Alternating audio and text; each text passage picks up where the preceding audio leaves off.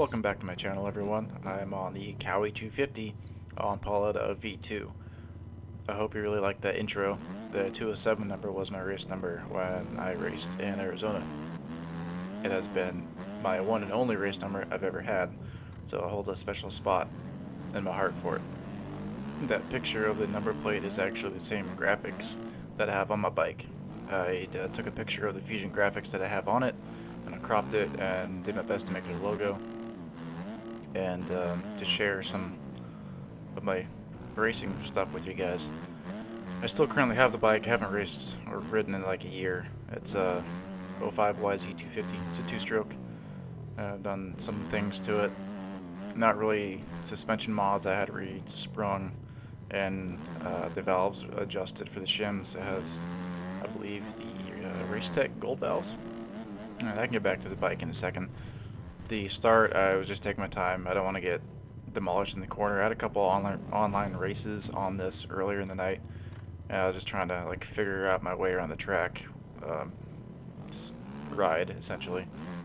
And I crashed going to the tabletop, and I had some weird, just I think called slow physics, where the steering gets all wonky on you.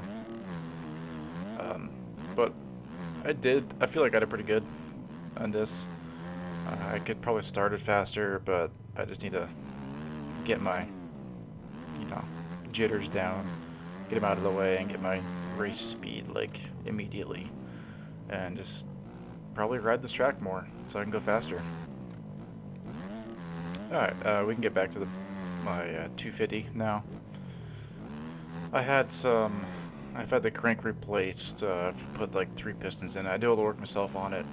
I recently switched the power valve out for the I think YZ250X, so the Enduro model.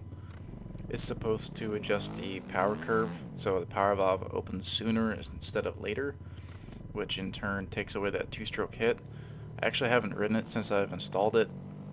I put new tires on it this past couple months, and I'm still piecing it back together. The chain still isn't put on there. I had to buy a new torque wrench so I can torque all my lug nuts and everything down. Or, sorry, axle nuts. I can't call them lug nuts. And once I get that back together, I can go ride as long as my back is feeling up for it. I'm excited to ride it. I haven't ridden it except with the new power valve change, but it's got retarded timing, so it does take away a little bit of power on the low end, but that allows for the power to come out later, so you don't lose traction at lower RPMs. I've had the head modded to run pump gas, so it's definitely not a race bike. I was trying to build it for a multi-capable, environment bike, so I can take it motocross, I can take it in the woods, and I have a couple different sprockets for it, so I can gear down for tight single track. When I was in Alaska, I had to put, I think, a 52 tooth in the rear because my first gear was just too high for how tight that stuff was in the woods. If I can find the videos, I can probably upload them on here. I just have to find them. And in the videos, you'll see me just weaving through trees, maybe jumping some logs. It's been a couple of years since I've been up there. But Alaska's really fun to ride out in the woods. Just, it's a blast.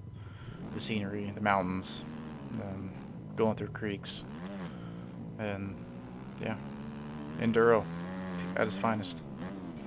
Anyways, enough talking about my dirt bike and adventures I've had on it. In this race, I was 6th place, 5th, 6th, back to 5th, and here I was just thinking a little too much speed.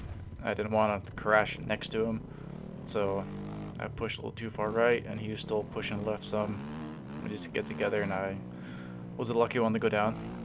He didn't crash, so I did feel good about not crashing somebody. So I put my head down, try to keep charging. That corner right there I was pretty good at all the time. I can carry my speed decent around there. And I was having the front wobbles all night. I think I just overjumped. I've been overjumping. I've been messing with suspension settings and just haven't really found a good setting to dial in or tire pressure. I think I'm running the 80-21 on the front and the 110-90-19 on the rear, and right around between 9 to 11 psi. When I first rode this track with these tires, I was at like 8.5 8.4, 8.7 psi, like second or third from the lowest setting on the front and rear. And it did help with the corners, but I personally couldn't really tell a difference if it was slower or faster. I haven't played this game enough. I'm still under 20 hours in this game, so there's not enough time under my belt to really feel a difference. The only difference I think it really makes is when there's ruts. I can feel the lower pressure grabbing the ruts, usually on the faces of jumps, because I just get kind of pushed left or right, and I don't know how to correct in the air, so I'll go down. But since then, I've been fiddling with my settings as well, and adjusting my dead zone on my lean stick. It was at 3%, now I bumped it up to I think 5 or 6%, so it's a little less sensitive to when I touch it. And just a couple of the settings tweaking with the front, back, left, right, leaning, sensitivity, and turning smooth on, turning smooth off. Trying to really dial stuff in. And I really haven't got anywhere with it, so I'll go back to the settings that I had before, keep my dead zone where it was on the lean, and keep trying to go as fast as I can. Well, this is coming to an end, guys, and I'm still in 4th place. I think it flickers me up to 3rd when I cross these markers. Yep, there we go. And thank you for watching. If you guys want to see more of this content, let me know in the comments below. Like and subscribe, and you guys have a wonderful day. And here is a sneak peek of what I'm actually running on the bike. Just gonna flash through the screen here in a sec. Alright, bye.